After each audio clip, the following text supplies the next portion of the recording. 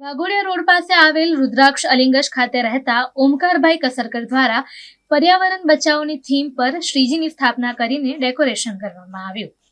ઓમકારભાઈ અને તેમના પરિવાર દ્વારા લગભગ 4 દિવસની મહેનત બાદ પર્યાવરણ બચાવોના થીમ પર આ ડેકોરેશન કરવામાં આવ્યું હતું અને તેમના દ્વારા કોલ્હાપુરમાં બનેલી માધુરી હાથીની ઘટના પણ ડેકોરેશન દ્વારા દર્શાવવામાં આવી હતી.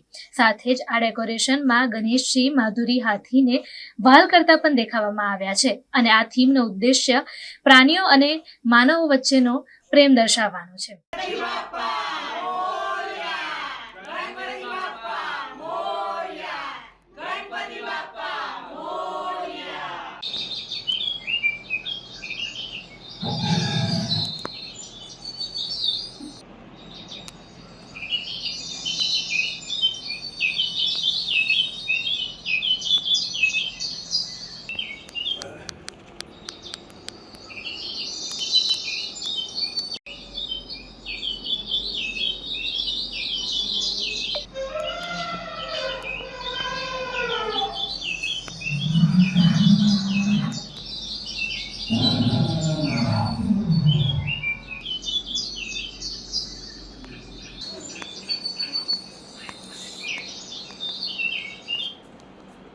સૌપ્રથમ જય ગણેશ, ગણપતિ બાપ્પા મોરિયા.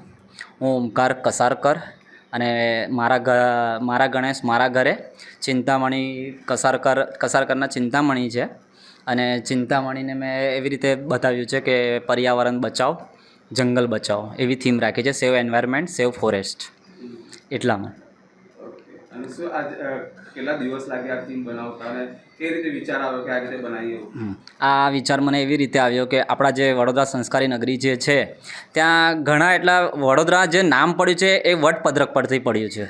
તો એના પરથી એટલું બધું હમણાં સ્માર્ટ સિટી બનાવવા જઈ રહ્યા છે, એનામાં એટલા બધા વૃક્ષો કપાઈ રહ્યા છે જે મેં પણ જોયેલા છે અને ઘણી પબ્લિક પણ જોઈ રહી છે વડોદરામાં.